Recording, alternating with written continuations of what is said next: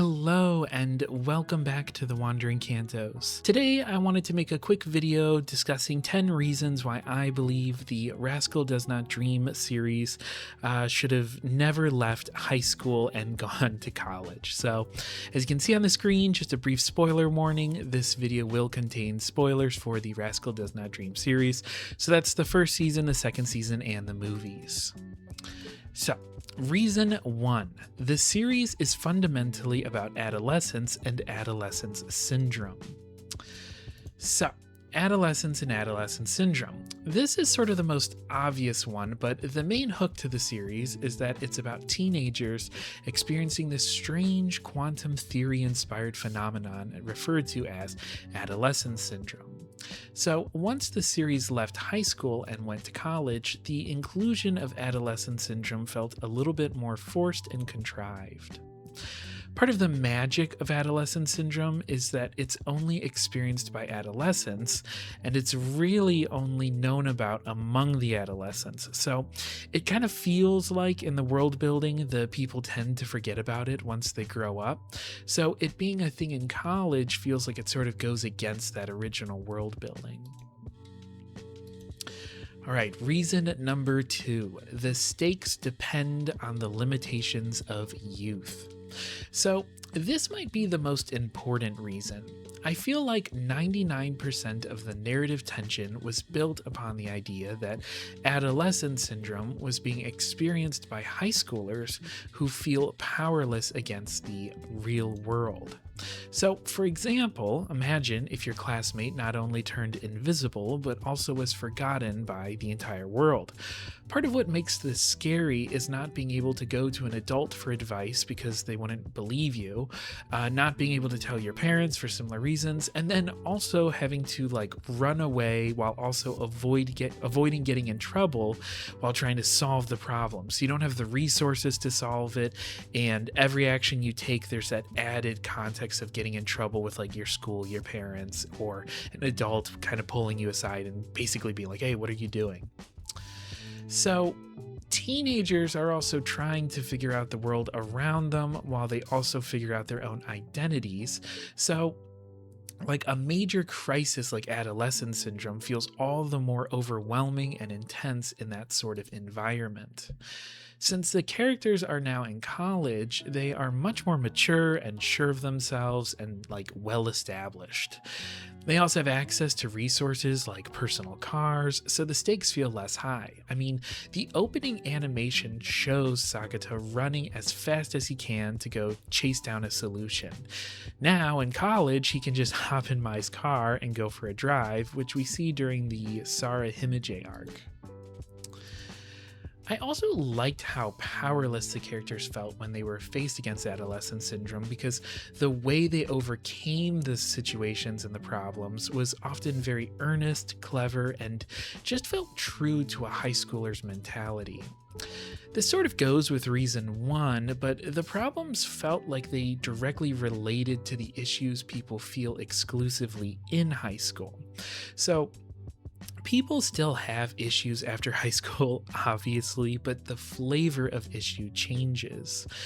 For example, the moment when they're on the beach talking after the whole Rio Futaba arc, it just feels distinctly high school, as she's still struggling with confessing her feelings and figuring out her place in the world, and that sort of angst is very much a teenager's angst. So, reason number 3, location played a key role in the story. So, this is sort of a niche and nitpicking reason, but I feel like the setting was effectively a main character in the first season and the movies. I can't remember the last time I felt like I could draw a mental map of the setting of an anime, but with this one, I really felt like I could confidently walk from Sakata's apartment to his high school. Once they got to college, however, the sense of place all went away. Furthermore, the school itself felt like a major character in that it almost felt like adolescent syndrome was like an effect being projected by the building itself. So losing the high school felt like a major loss to the story. Also, the sort of vicarious nature of a high schooler having his own apartment where he gets to hang out with his friends, etc., also went away once he went to college, so we sort of lost that location as well. There's also like an entire arc in the original story about his current apartment and his old apartment and how that reflects sort of his current self and his old self. There's also this whole arc about Kade wanting to go to the same school as him, but then he graduates and leaves without us ever really seeing them at the same school. So that kind of feels like a lost opportunity. Also, the main character's reputation at his school is also like a major plot point. And so like the idea of like reputations, cliques, friend groups, etc., they all change and go away in college. There's just a totally different dynamic. So that entire story element and sort of antagonist, if you will, has been thrown away. All right, reason number 4. The change in setting separated the characters. So, part of the magic of the first season and the movies was seeing this sort of found family friend group form. It was a bunch of misfits all connected by adolescent syndrome in one way or another, and so it was cool seeing them all hang out at the apartment, etc. Sometimes Sakata would come home and unexpectedly find a friend waiting for him, and this added a layer of realism where it felt like the characters all had lives even when they weren't on screen. You know, it wasn't like they just paused at their set location when the camera wasn't filming. Now, however, some of the characters are in college, some are in high school, some are working full-time jobs, and some are at different colleges. So I just really mourn the fact that they are all so far apart now. So it often feels like characters feel more like a cameo when they show up rather than an organic part of the environment. Reason number 5, never meet your heroes. So I'm going to keep this one brief, but I also feel like there's something kind of funky about seeing how some of the characters turned out. I don't know, it's just usually you don't follow high school characters after they graduate because some part of the magic is fundamentally ruined by seeing them live more mundane lives in the more mundane real world. I also feel like a lot of the characters sort of lost the quirk of their character designs once they lost their school uniforms and backpacks, lab coats, hair clips, etc. A big thing was sort of how they expressed themselves by accessorizing with their uniforms and things like that. So without those uniforms, you lose that character design. Reason number 6, the series loses its unique identity.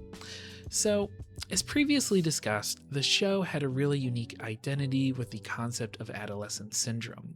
It was being experienced by adolescents who couldn't really get help from adults, etc., so they had to figure out solutions with limited resources, etc. However, the show also had a different type of world building that was lost when it went to college. For example, I can't be the only one who loved seeing Futaba make coffee in the school laboratory. Similarly, the meetups at Sakata's part-time job, which I think was like a Denny's, was a really strong part in the series, and seeing who worked there or who was arriving as a customer, etc. So yeah, just kind of bummed that also kind of went away. Reason 7, we lost a year. So between the movies and the Santa Claus season, we missed an entire year of Sakata's high school career. Considering that so much happened during the year that we did see, it seems weird to have missed an entire year of high school where there could have been so many more adolescent syndrome occurrences. The show is so good, so I can't be the only one who's sort of bummed about technically missing out on the opportunity for more content. Also, the last year of high school is often the most emotionally charged, so there probably would have been potential for a lot of adolescent syndrome. I get that they kind of had to skip it since Mai was a year up, but I don't know, I just kind of bummed that we didn't get to see what happened. Also kind of breaks your immersion a bit in that presumably nothing happened during that time. Reason number 8, new characters, not enough time. So now that the protagonists are in college, there are all these new supporting characters, but there's only the one season and the one movie, so it feels like there isn't enough time to really develop these characters. Furthermore, it feels like we don't have enough time as the audience to really get attached to them. For example, there was a friend Yuma, and now he barely shows up, but he was a pretty big role in the first season. But now there's like this new guy who Sakata doesn't even seem to like, who seems to be replacing Yuma. I don't know if he's going to have a bigger role in the movie since I've only seen the show. I haven't read the books, but it just seems kind of weird that they're trying to make basically like stand-ins, if that makes sense. And then reasons 9 through 10, these are going to be bonus points. So one of them is, while they still have homework in high school, their commitment to school feels less taxing. It just seems like the stakes are less since, college is technically more voluntary than high school, and there isn't the threat of the teachers calling up your parents or marking you as tardy, etc. For example, there was an instance where I think it was Mai's birthday and they were able to just skip class with minimal consequence. Also, is it just me, or does Sakata feel different in college? He seems a little more depressed and reserved, and I feel like he lost some of his charisma. It kind of seems like he gets some of that fire back when adolescent syndrome starts to pick up again in college, but that almost kind of makes him feel like he peaked in high school and is chasing sort of like that old high from the glory days, which just feels kind of funky. And then sort of in addition to that, I was also under the impression that he wasn't the best student, so it's kind of weird and a bit uncanny seeing him be like a tutor and suddenly always being into school, because most of the first season in the movies he's kind of blowing off school to go deal with adolescent syndrome, so it's kind of weird that he's now super studious. But yeah, to give some final thoughts, I don't want this video to feel like a major critique or like takedown of the anime. I love this series. It's one of the few series that has actually like managed to make me cry and feel completely invested in the story. It also feels like one of the most important animes just ever, and its cultural influence basically can't be overstated. That being said, even though I really enjoyed the Rascal Does Not Dream of Santa Claus arc, I just couldn't help but feel like I wished that the plot was still taking place in high school. I felt like there wasn't enough of it where it felt like it had to have been a college-based story. And again, I just hate that we got a time skip and missed his last year in high school. With that being said, I'm going to wrap this one up. I really, really want to hear if people agree or disagree with me. I genuinely would love to have a discussion on this in the comments. So college defenders, where are you at? College haters, do you agree with me? Please let me know in the comments. I actually respond to comments, and like, I genuinely kind of want to vent about this with other people, so let me know. Also, if you enjoyed this video, please consider subscribing and giving it a like. It helps a lot, helps grow the community, and helps grow those discussions in the comments. But yeah, with that being said, I'm going to wrap this one up, so take care, and I will see you in the next one.